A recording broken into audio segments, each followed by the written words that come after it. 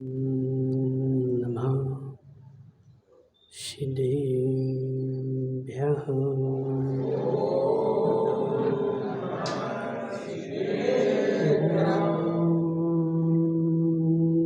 नमः सिद्धेभ्यः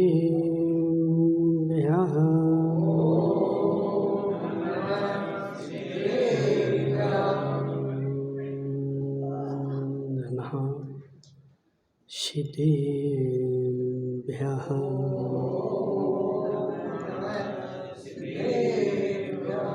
तज्जयति परं ज्योति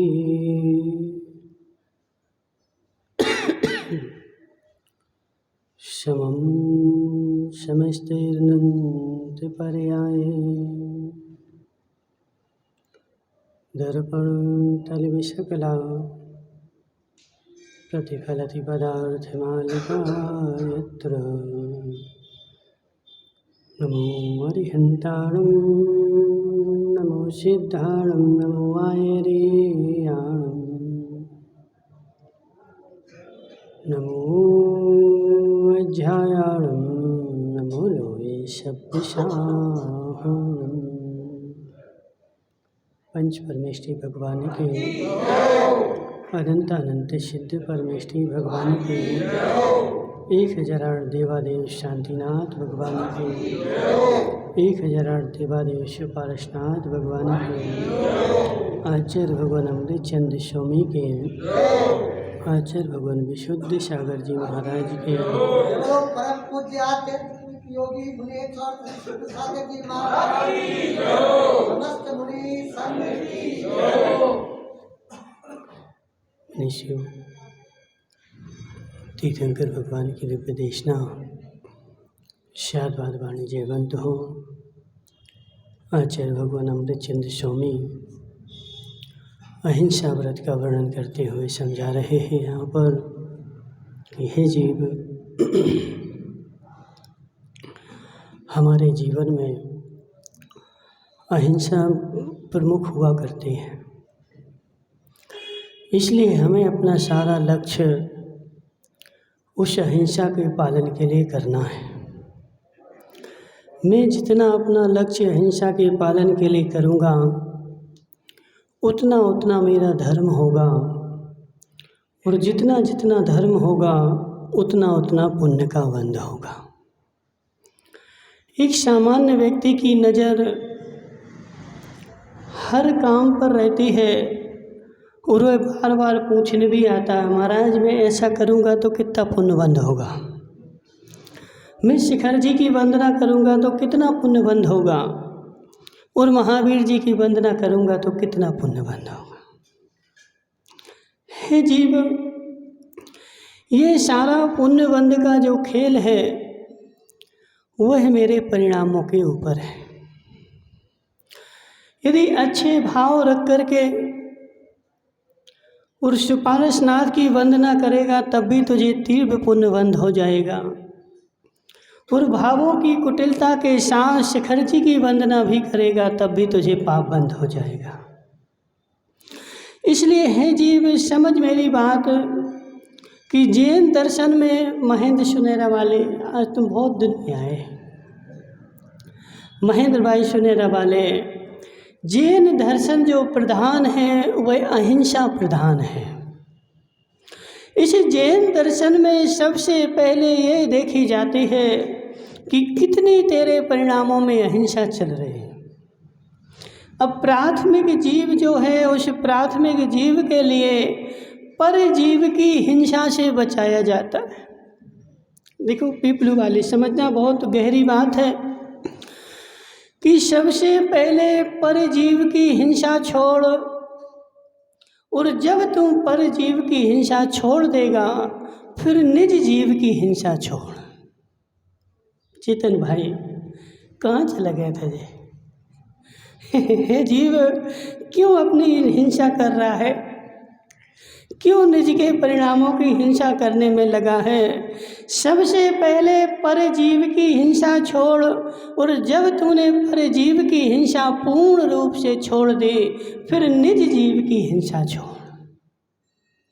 और जब पर और निज दोनों की हिंसा तू पूर्ण रूप से छोड़ देगा, उसी क्षण तेरा मोक्ष हो जाएगा। नीरज भाई, होगा कि नहीं होगा?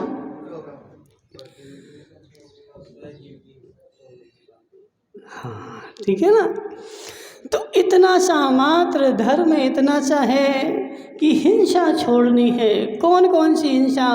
सबसे पहले परजीव की हिंसा, और फिर उसके बाद स्वजीव की हिंसा, और इतना सा मात्र मोक्ष मार्ग है। और प्रारंभिक गुण स्थान जो है उसमें प्रारंभिक गुण स्थानों में परजीव की हिंसा छूटती है, और ऊपर के गुण स्थानों में स्वजीव की हिंसा छूटती है। पीपल वाले 6वें गुण स्थान में मुनिराज ने सारी हिंसा का त्याग कर दिया। किया कि नहीं किया? कौन सी हिंसा का? कौन सी हिंसा का? परजीव की हिंसा का। ठीक है ना। अभी मात्र परजीव की हिंसा का त्याग हुआ है, अभी स्वजीव की हिंसा तो चल ही रही है, और वह पुरुषार्थ में लगे हुए हैं कि मेरे स्वजीव की हिंसा भी हिंसा ना हो। इसलिए हे नवरत्न टोंगिया, मैंने तुमसे बात करी, मेरी हिंसा हो गई। पीपलू वाले, मैंने तुमसे बात करी, मेरी स्व की हिंसा हो गई। जितनी जितनी बात करी उतनी उतनी मेरी स्व की हिंसा हो गई। इसलिए बातचीत भी जो होती है राकेश संगी, वह 6वें गुण स्थान में, 7वें में बातचीत भी नहीं होती। अब 7वें गुण स्थान में हिंसा ज़्यादा है कि 6वें में ज़्यादा है? बोलो ना। अब 6वें गुण स्थान में कौन सी हिंसा? किसको मारा, किसको पीटा? हे जीव, किसी को मारा नहीं, किसी को पीटा नहीं, किसी को दुख दिया नहीं, मात्र अपने स्वभाव से अस्थित होकर के पर की ओर लक्ष्य किया ना। पर को आंख उठा करके देखा, यह भी हिंसा है। दूसरे के घर में आहार लेने गए, आहार किया, यह भी हिंसा है। राकेश संगी आ गया, उसको आशीर्वाद दिया, यह भी हिंसा है। हाँ हे जीव, देखो संजय भाई, देखो तुमने अध्यात्म वेदता भले लगाया है, लेकिन जब हम अध्यात्म की चर्चा करेंगे तो बेचारे चिल्लाने लगे। ऐसा सुना नहीं है पीपलू वाले, अध्यात्म की ही जब व्याख्या होगी, लेकिन निभाई में नहीं हो सकती। निभाई में तो जलेबी की हो सकती है। निवाई में अध्यात्म की गहराई में जाएंगे तो बेचारे देखो चिल्लाने लगेंगे, बोले महाराज आज तक मैंने ऐसा सुना ही नहीं, आशीर्वाद देना भी मनमोहन लाल जी हिंसा है। पीपल वाले, इसलिए मुनिराज को 6वें 7वें गुणस्थान में जो महाराज झूल रहे, उनको आशीर्वाद नहीं देने का भी पुरुषार्थ करना।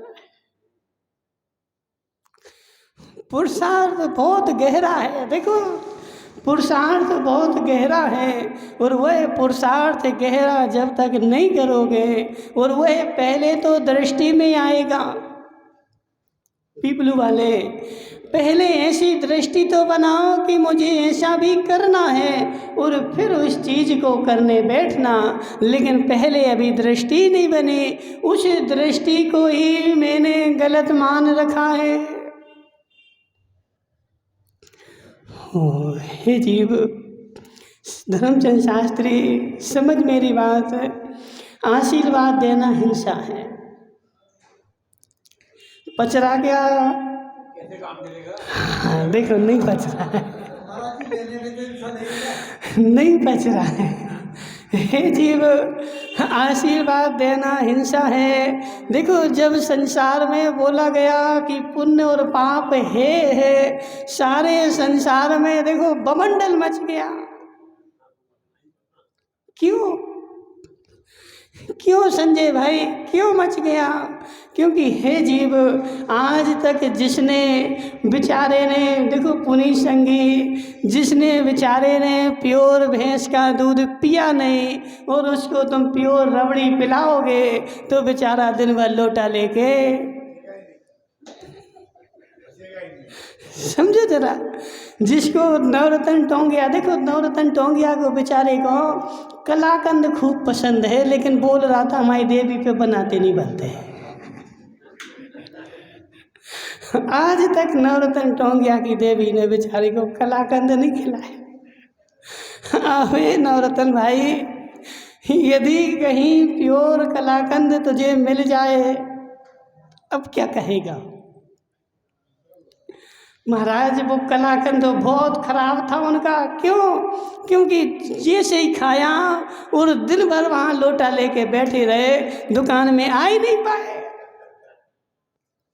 हे जीव, कलाकंद को दोष दे रहा है, अपनी पाचन शक्ति को दोष दे कि मैंने कभी खाया नहीं था इसलिए मुझे पचा नहीं, मुझे पचाने की शक्ति नहीं थी। कलाकंद जो था वह तो शुद्ध था, 100% शुद्ध था, लेकिन मैंने शुद्ध कभी खाया नहीं था, अशुद्ध खाया था। और जब शुद्ध खाया, इसलिए सुनो नवरत्न की देवी, इसको कलाकंद खिला देना है। रोज देखो चौके में रोज जाता है, जो चीज़ लगी रहती उसको चलो महाराज कलाकंद है, महाराज कलाकंद है। ये चीज़ है नवरत्न भाई, कलाकंद भिन्न होता है, वह वस्तु भिन्न है। अब तुम्हारी देवी बना के खिलाएगी, फिर तुम देखना कलाकंद क्या होता है। इसलिए जब खाएगा तभी पचा पाएगा, और जब तक खाया नहीं। चिराग भाई, तुमने खाया है? नहीं खाया। हे जीव, क्या खाया बताओ? घेवर तो खाया होगा ना, घर पे बना कि बाजार में बना? अच्छा, दोनों खाए, ठीक है ना। इसलिए नवरत्न भाई, अब तुम टेंशन नहीं करना, तुम्हें कलाकंद मिल जाएगा, ठीक है। तुम्हारी व्यवस्था हो गई। यहाँ समझ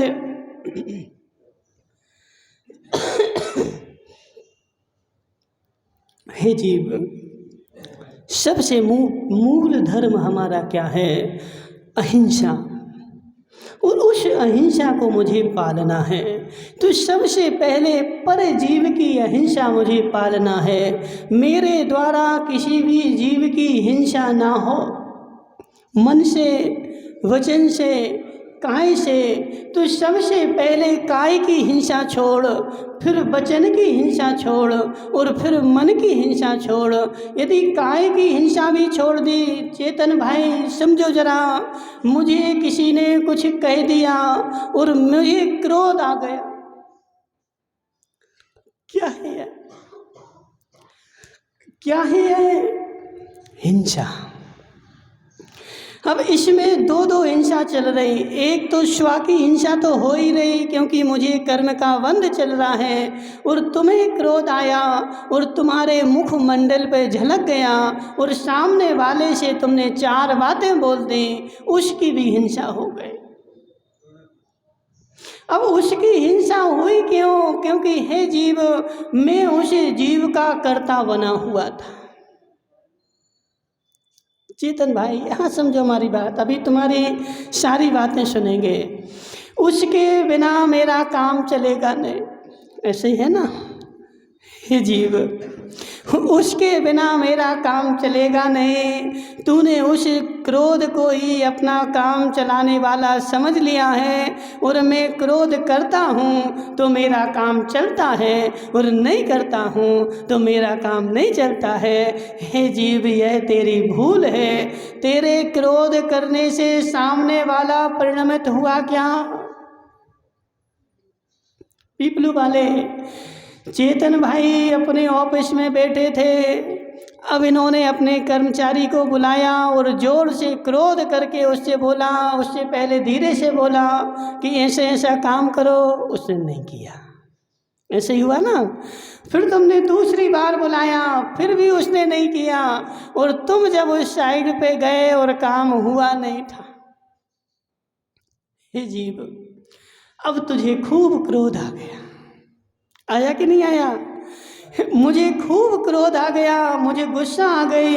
इसने काम किया क्यों नहीं? मैंने इसको काम करने को बोला था, इसने मेरी आज्ञा नहीं मानी। हे जीव, मेरी आज्ञा कोई मान सके ऐसा होता ही नहीं है। मेरे पुण्य का उदय होगा और उसकी वैसी परिणति होगी, तो उसकी परिणति और मेरे पुण्य का उदय वैसा काम वो करेगा।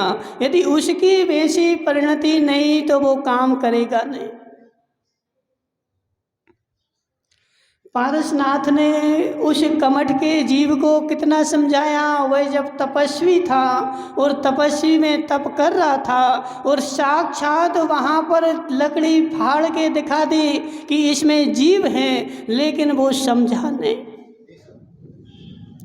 नवरत्न भाई, व्यक्ति जब भी समझता है स्व की समझ से ही समझता है, मेरे समझाने से नहीं समझता है।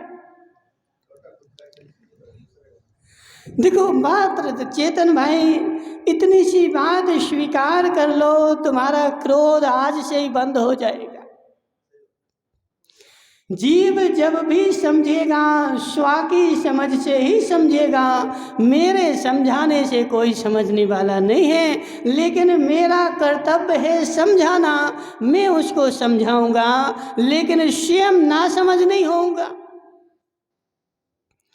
वो तुमने समय सार पढ़ा ना, समय सार की 8 नंबर गाथा बभा रेणु बसदई कि आचार्य भगवान कुंद कुंद स्वामी कहते हैं कि हे जीव, दूसरे को समझाना, लेकिन समझाना क्या है? व्यवहार का काम है। और व्यवहार का काम क्यों करना पड़े? शिष्य ने प्रश्न किया। किससे?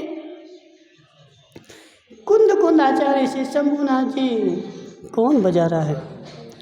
देखो पीपली वाले, तुम तो होशियार हो, बंद कर दो उसको, ठीक है? अपनी चलाना। शंभुनाथ जी, समझो मेरी बात। शिष्य सामने बैठा था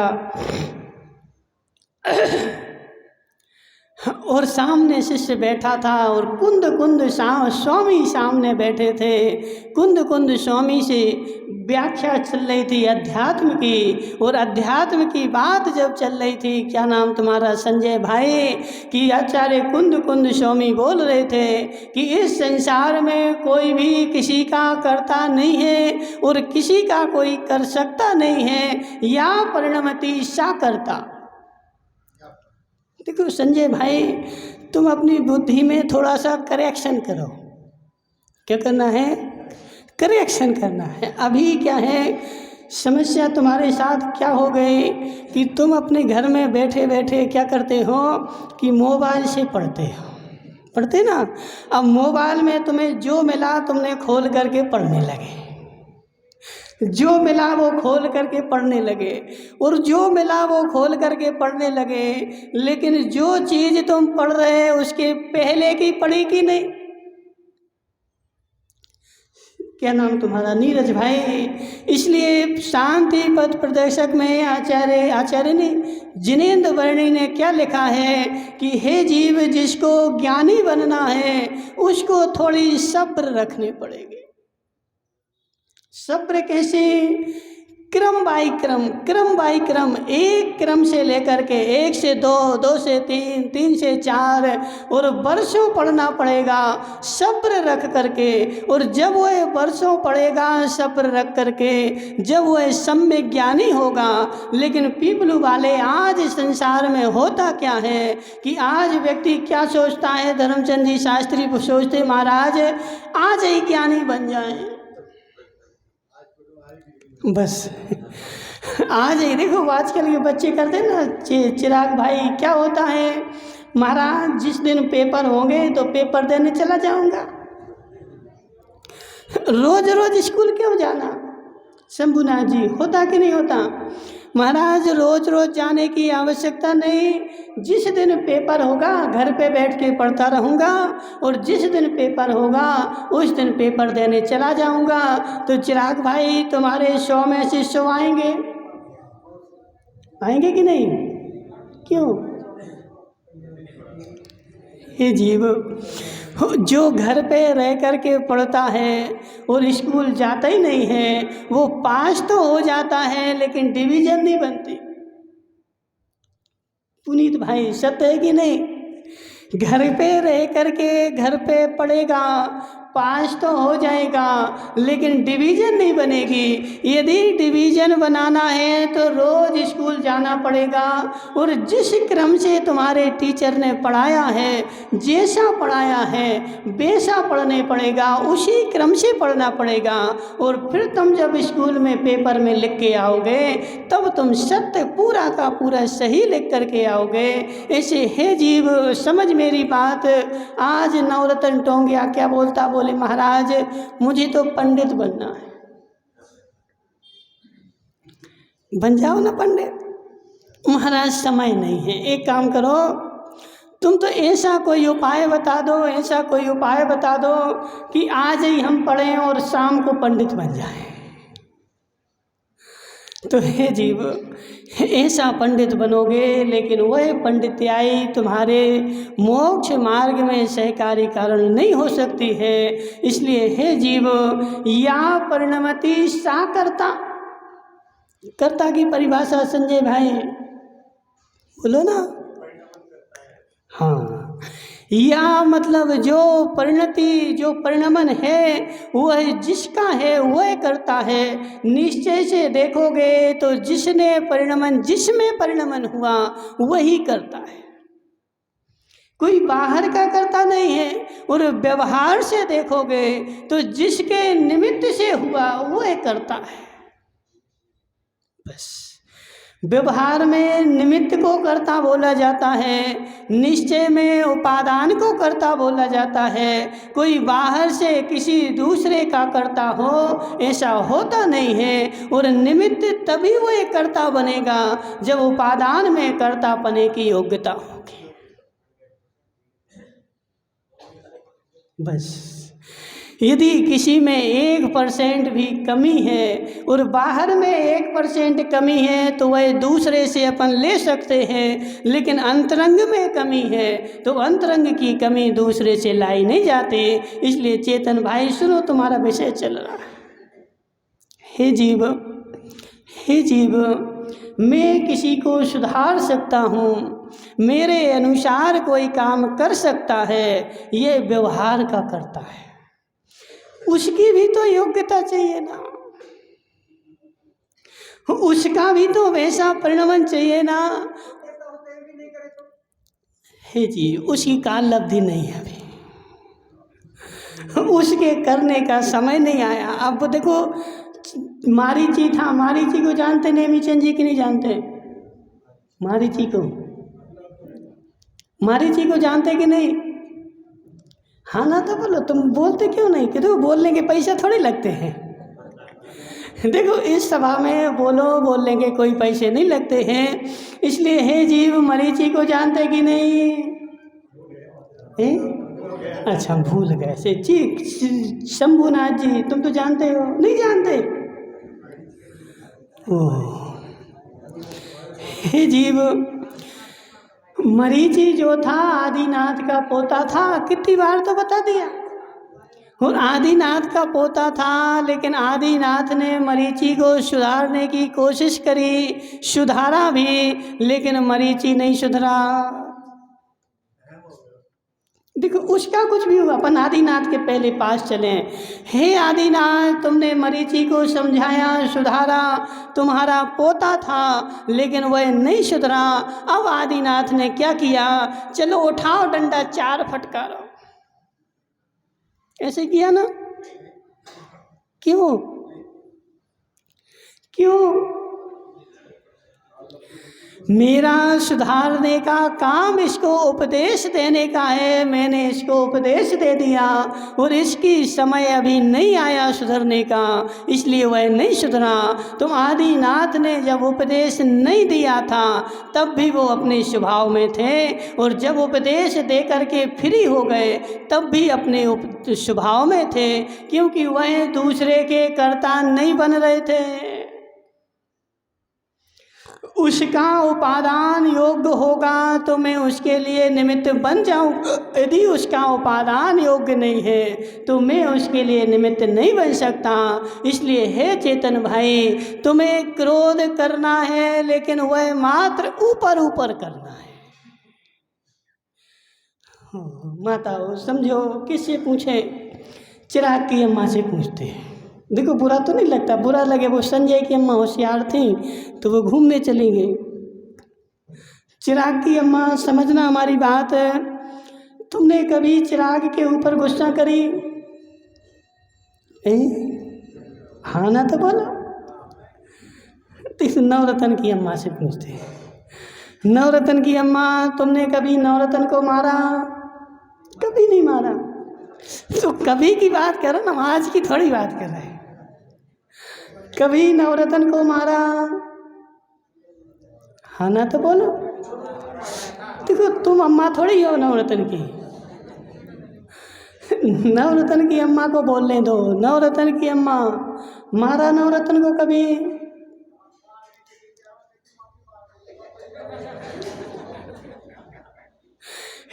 जीव समझ मेरी बात। माता बेटे को मारने जाती है और जब दौड़ के जाती है तो ऐसा लगता है कि वो ऐसे मारेगी कि वो तो उठेगा ही नहीं।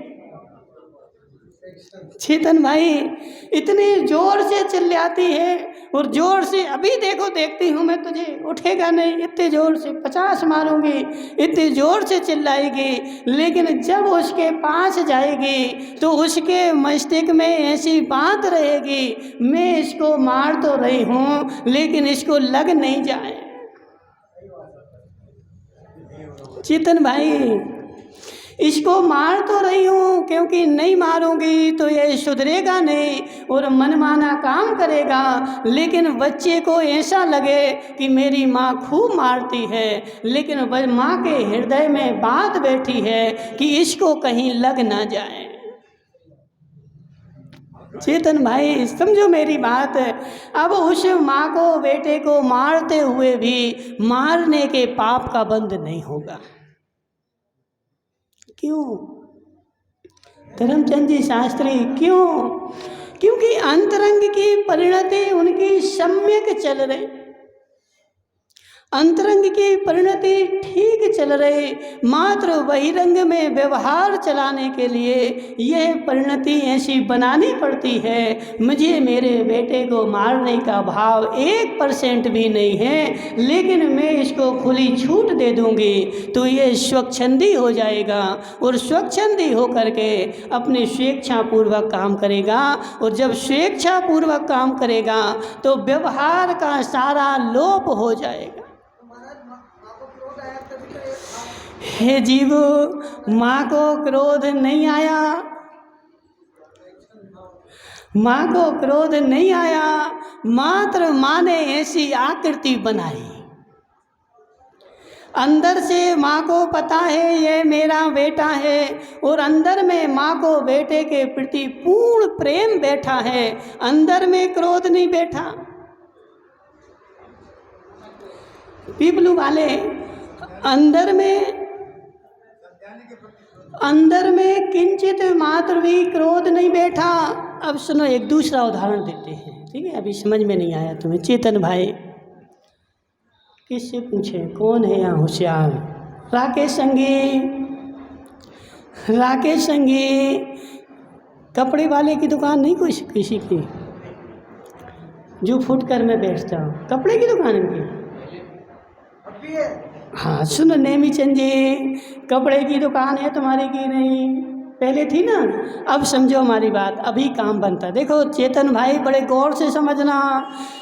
कपड़े की दुकान में महिलाएं आती हैं, और महिलाएं साड़ी वो बहुत सारी देखती हैं और बहुत सारी बिखेर करके और चली जाती हैं।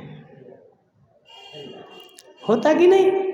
अब वो 50 साड़ी महिला तुम्हें बिखेर करके चली गई और तुम एक भी नहीं ले गई, अब तुम उसको गालियां दोगे कि नहीं? गालियां दोगे, इसीलिए तुम्हारी बंद हो गई। अब समझो, देखो जो बैठा ना पुनीत संगी, पुनीत भाई, ग्राहक आएगा 50 आइटम देखेगा और एक भी नहीं ले जाएगा, अब क्या करोगे? वापस समेट लोगे? चेतन भाई देखो, अभी जब हम अपनी बात खत्म कर दें फिर तुम अपनी बोलना, ठीक है? और तुम्हारी शंका का समाधान नहीं हो फिर बोलना। अब पुनीत संगी की दुकान में ग्राहक आया, उसने 50 साड़ियाँ दिखाई और 50 साड़ी में एक भी नहीं ली अम्मा ने, और देख करके बेचारी चली गई। और इसको अंदर में गुस्सा तो आ रहा था लेकिन बाहर में प्रकट नहीं कर रहा था। पुनीत भाई अंदर में तो ऐसा लग रहा था कि ये कहाँ से भैरव भवानी आई और 50 पटकवा के घंटा भर का काम करके और खाली हाथ चली गई, एक भी नहीं ले गई। लेकिन उसके सामने हाँ अम्मा, अम्मा, अच्छा अच्छा, फिर आना अम्मा, ऐसा बोलते कि नहीं? ऐसा बोलते कि नहीं कि अम्मा 15 दिन बाद नया माल आएगा फिर आना? लेकिन अंतरंग में क्या बोल रहा? अब दोबारा हमारी दुकान पे नहीं आना, इतने घंटा भर का काम करके। अब इसके साथ क्या हुआ? अंतरंग में गुस्सा आई लेकिन बहिरंग में बिल्कुल नहीं दिखी। पीपलू वाले, अंतरंग में गुस्सा आई लेकिन बहिरंग में किंचित मात्र भी नहीं दिखी। अब देखो दूसरी बात, पुनीत भाई तुम्हारी दुकान पर ग्राहक आया और ग्राहक ने मोल भाव किया। सबसे पहले तो ग्राहक आया, उसको बढ़िया चाय मंगवाई, चाय लेके आ, चाय पिलाओ इसको, और चाय पिला रहा है और चाय पिला करके उसको सारा सामान दिखा रहा है। अब इसने बोला कि 1000 रुपये की कपड़ा है। ग्राहक ने बोला 500 में देना हो तो दे दो। होता कि नहीं? यदि 500 में देना हो तो दे दो वरना हम दे जा रहे हैं। अब पुनीत संगी बोलेगा 700 की तो खरीदी है, एक काम करो 800 दे दो। पुनीत भाई बोलते कि नहीं, 700 की तो मैंने खरीदी है, 800 भी देना हो तो दे दो वरना जाओ। अब ग्राहक थोड़ा जाने लगेगा, चलो 700 के 700 ही दे दो, तुमसे मुनाफा नहीं ले रहे। चेतन भाई 700 के 700 दे दो, तुमसे मुनाफा नहीं ले रहे। अब ग्राहक थोड़े रोड पे चला गया, अब बोलेगा 600 में देना हो तो बताओ। चलो आ जाओ, ले जाओ 600 में ले जाओ। चलो अब ग्राहक को बोले संतुष्ट नहीं करते हैं, ग्राहक जो है क्रोध नहीं हो जाए इसलिए तुम्हें 100 घाटे में दे देते, चलो ले जाओ। और हंस के दे रहा है, कितने 100 घाटे में दे रहा है और हंस हंस के दे रहा है। घाटा है क्या? पुनीत भाई घाटा है क्या? हे जीव, हे जीव समझ मेरी बात। पुनीत संगी 100 रुपये घाटा करके अपना कपड़ा जो है बेच रहा है, लेकिन उसकी गलती नहीं है क्योंकि उसको दुकान चलाना है और दुकान चलाने के लिए उसको ऐसा व्यवहार करना पड़ता है। ग्राहक ले जाए चाहे नहीं ले जाए, लेकिन चेहरा हमेशा प्रसन्न रहना चाहिए। यदि मैं क्रोध करूँगा तो यह ग्राहक दूसरा नहीं आएगा।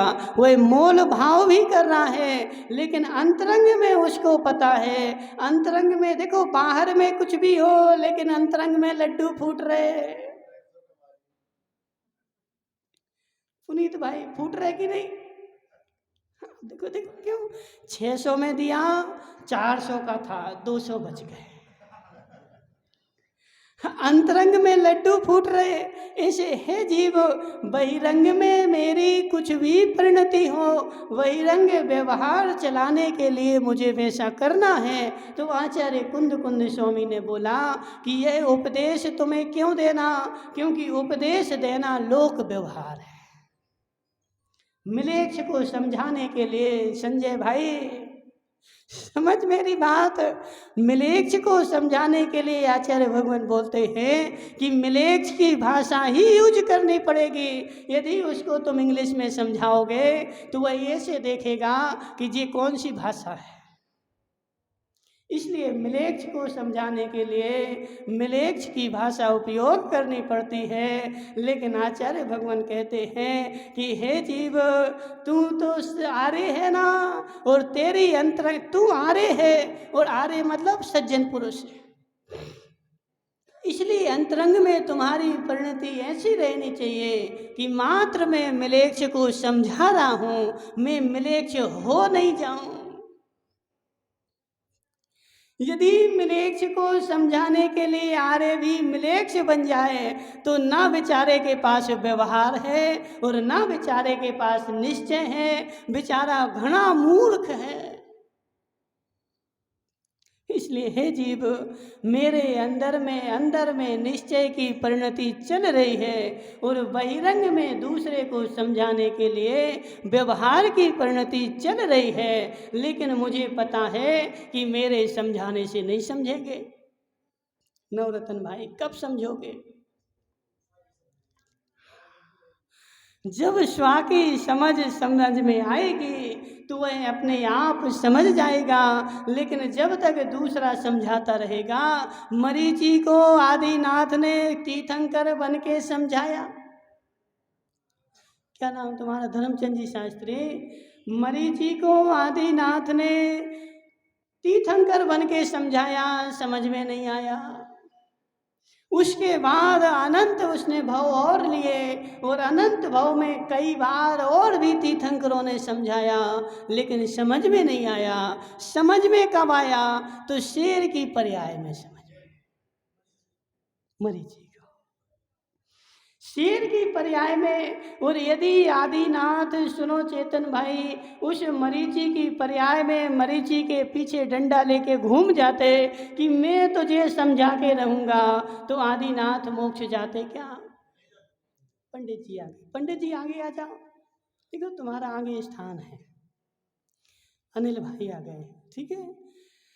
हे जीव, पंडित जी समझो, बड़ा गहरा विषय चल रहा है, बड़ा गहरा विषय चल रहा है। आचार्य भगवान कुंद कुंद स्वामी कहते हैं कि मिलेच्छ को समझाओ लेकिन मिलेच्छ मत बन जाओ। संजय भाई, मिलेच्छ को समझाओ लेकिन मिलेच्छ मत बन जाओ। और मिलेच्छ को समझाने के लिए पंडित जी मिलेच्छ बन जाओगे तो तुम क्या कहलाओगे? हे जीव, मुझे तो उसको समझाना था, इसलिए मुनिराज जो हैं वह समझाते तो हैं लेकिन तुम्हारे जैसे नहीं बन जाते हैं। उनकी परिणति अपने में चल रही। माता बेटे को मारने जाती है, मारती है, लेकिन अंतरंग से मारती नहीं।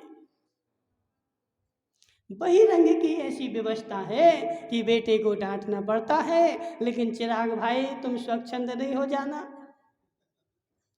वो सोचरा बेचारा बोल रहा, अब तो महाराज ने अच्छी बताई, अब अम्मा तो हमें मारेगी नहीं, इसलिए हमें जो करना है सो करेंगे। जीव, यह लोक व्यवहार की व्यवस्था के अनुसार चलेगी, लेकिन उस व्यवस्था में तुझे व्यवस्थित होना पड़ेगा, लेकिन अंतरंग से कसाय नहीं करनी पड़ेगी।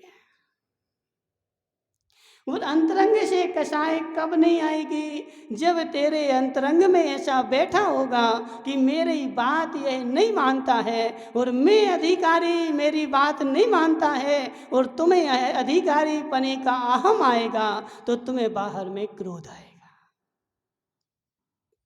हे जीव, मैं अधिकारी हूँ अपने पुण्य के उदय से हूँ। मेरा पुण्य उदय में आया इसलिए मैं अधिकारी बन गया, और जिस कुर्सी पर बैठा हूँ मुझे सबसे काम भी करवाना है, और बहिरंग में डांटना भी है लेकिन अंतरंग में नहीं डांटना है। चेतन भाई, अंतरंग में मुझे शांत स्वभाव में लीन रहना है और बहिरंग में उसको माँ बन जाना है। ठीक है, क्या करना है? बस जब कुर्सी पे बैठो, तुम्हारी बात कोई नहीं मानता है, तुम्हें वहाँ बैठ करके माँ बन जाना है। वही रंग में डांटना है, तूने ऐसा काम क्यों नहीं किया, 4 दिन हो गए, लेकिन अंतरंग में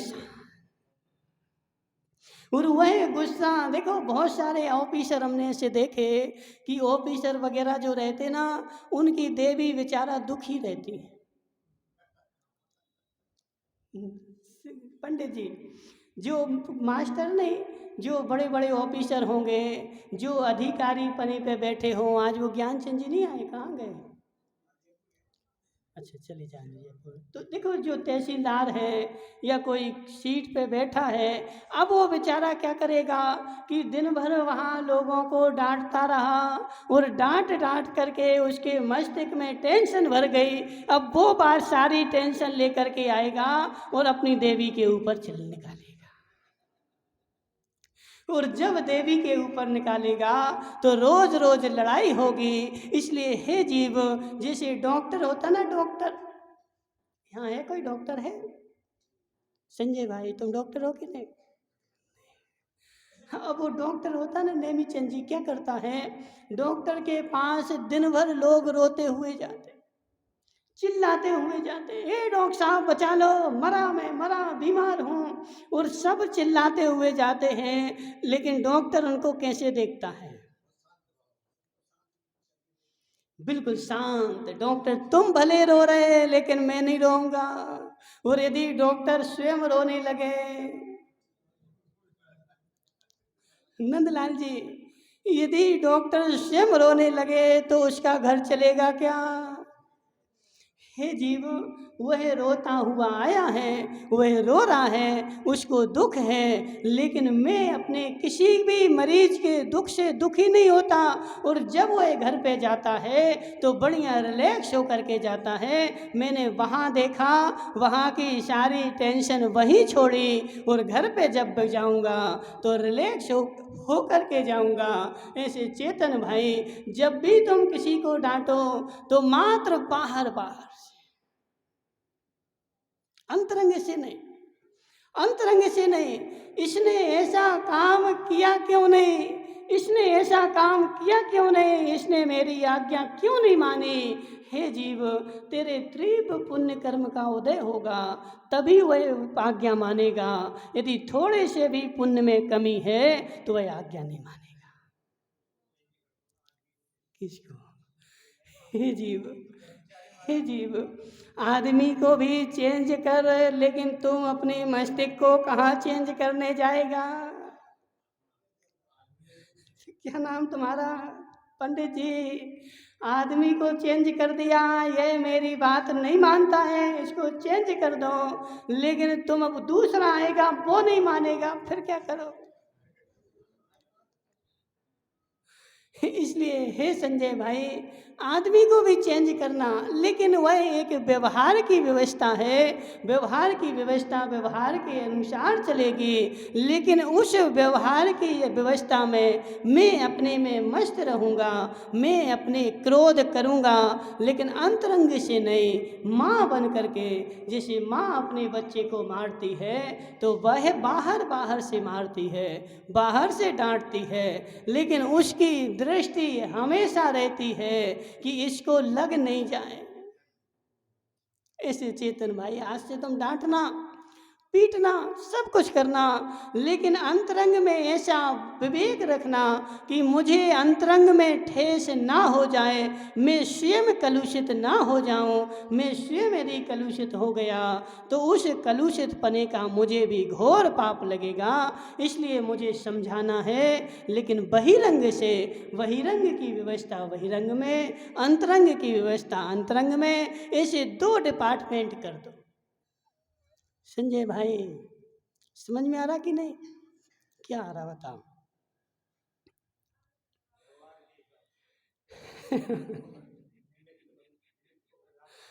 विवाह बाहर की व्यवस्था बाहर है और अंदर की व्यवस्था अंदर है। अंदर की व्यवस्था का बाहर में हस्तक्षेप नहीं और बाहर की व्यवस्था का अंदर में हस्तक्षेप नहीं। चेतन भाई, तुम्हारा जो कर्मचारी है ना, अब उस कर्मचारी की तुम्हारे घर में कहाँ तक सीमा है? देखो, एक वो घर होते सबके, अब तो घर अलग प्रकार के। पहले के ज़माने में मुकेश भाई बने था, गांव में मकान होते थे, उसमें आंगन रहता था कि नहीं? और बीच में आंगन होता था, उसमें कुर्सी डली रहती थी। अब जितने बाहर वाले आए उनके सीमा यहीं तक है। मेरे शयन कक्ष में उनको जाने की सीमा नहीं। शयन कक्ष में मात्र मैं जाऊंगा, मेरे घर के लोग जाएंगे, लेकिन जो रिश्तेदार आए, जो आस पड़ोस के बैठने आए, उनकी सीमा मात्र यहीं तक है और वह यहीं तक बैठेंगे, यहीं तक मिलेंगे। खाना पीना जो भी उनका है वो सब यहाँ तक सीमित है। इसके अंदर जो सीमा है वह मेरे घर वालों की है। अंदर का डिपार्टमेंट नेमीचंद जी, अंदर का डिपार्टमेंट भिन्न है, बहिरंग का डिपार्टमेंट भिन्न है। बाहर वालों को सबको तुम बाहर लाओगे। अब देखो, आजकल तो कल वो बोल रहे थे, कौन से तुम्हारे तहसीलदार साहब बोल रहे थे, बोले क्या महाराज, घर में खाओ, घर में खाओ, घर का खाओ। लेकिन पहले के ज़माने में क्या होता था कि घर में खाते थे, बाहर जाते थे। अब क्या करते हो?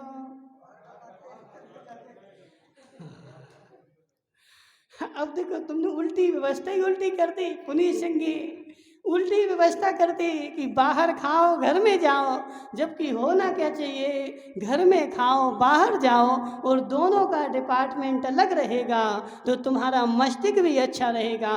अब घर की नारियों को बेचारे कर वहाँ घुमाओगे रोड पे। नहीं नीरज भाई, घर की महिला की मर्यादा कहाँ तक? धर्मचंद जी शास्त्री, घर की महिला की मर्यादा कहाँ तक? लेकिन आज हे जीव, हे जीव, उसकी मर्यादा उसमें रहेगी। मेरे अंतरंग का डिपार्टमेंट भिन्न है, बहिरंग का डिपार्टमेंट भिन्न है। बहिरंग को बहिरंग में रखो, अंतरंग को अंतरंग में रखो। मैं बाहर में नौकरी करता हूँ, बाहर में लोगों को डांटता हूँ, लेकिन वो डांटा और उसी समय भूल गए, शांत हो गए, और शांत होके वह डांट मेरी अंदर ना जाने पाए। अंदर चली गई तो सारा सिस्टम खत्म। काला जी को नींद आ गई। काला जी सो रहे। देखो, काला जी ऊपर पंखा चल रहा है, बढ़िया कुर्सी डली हुई है। अब नींद नहीं आएगी तो क्या होगा कि हे जीव, समझ मेरी बात, अंदर का डिपार्टमेंट अंदर है और बहिरंग का डिपार्टमेंट बहिरंग है। अंदर के बाहर दखल नहीं और बाहर की अंदर दखल नहीं। जी हो गया तुम्हारा। देखो, अब इसे लिखने की आवश्यकता नहीं। हमने तुमसे क्या बोला था कि जब हम बंद कर दें और तुम्हारी शंका का समाधान नहीं हो तो फिर तुम लिख के देना, तुम्हारी सारी शंका का समाधान होगा और तुम सुखी हो जाओगे। हो गए सुखी? इसलिए चेतन भाई, चेतन भाई, बाहर की व्यवस्था मेरी है, उनको डांटना है, लेकिन डांट करके भूल जाना, बस उसको अंदर नहीं ले जाना। यदि अंदर चली गई तो काम खत्म हो जाएगा। ऐसे क्या नाम तुम्हारा, शंभुनाथ जी, तुम्हारा मकान है कितना बड़ा है? ए? बहुत बड़ा है ना?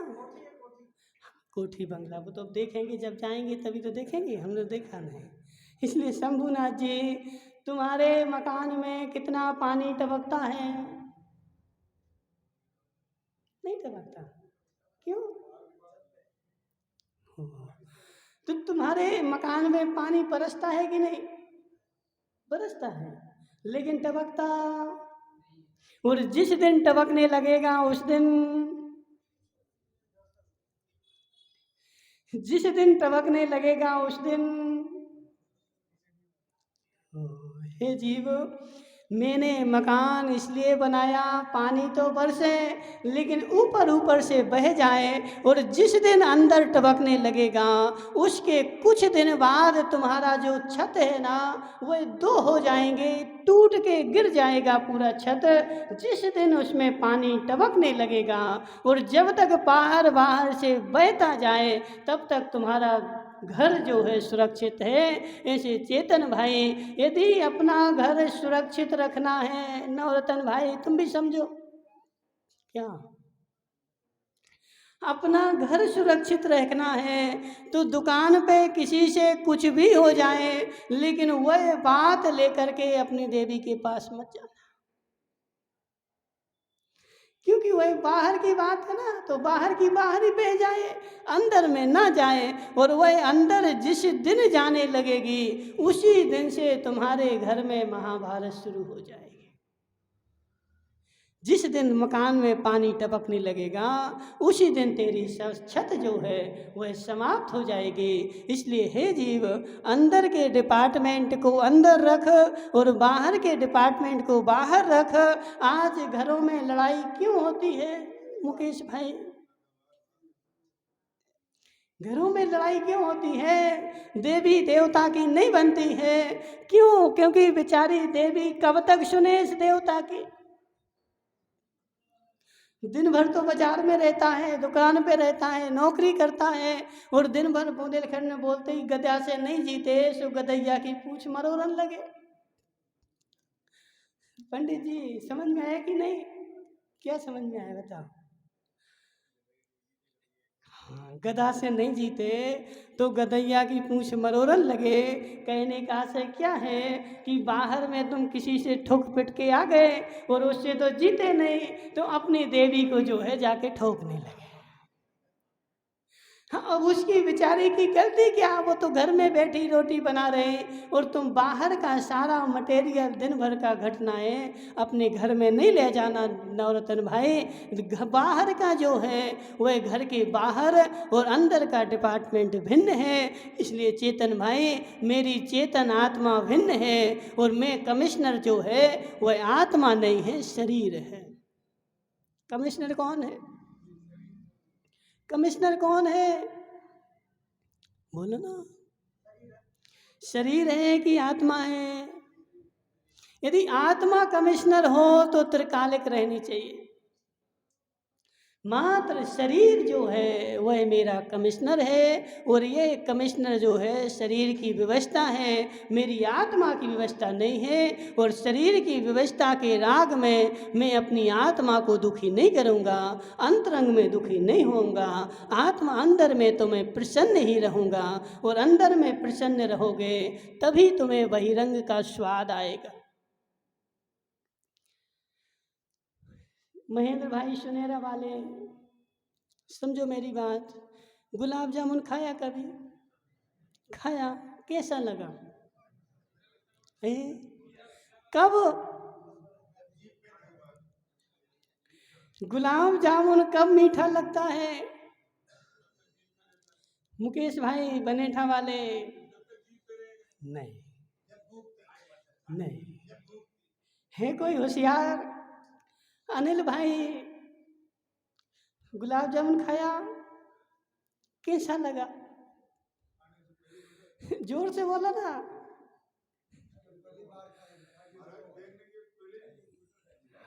देखो सब बोलेंगे, लेकिन जो परफेक्ट उत्तर है, बुद्धिमानी का उत्तर है, हे जीव हे जीव, जब मेरा मन प्रसन्न होता है तो गुलाब जामुन मीठा लगता है, और मन प्रसन्न नहीं हो तो मीठा गुलाब जामुन भी खट्टा लगता है।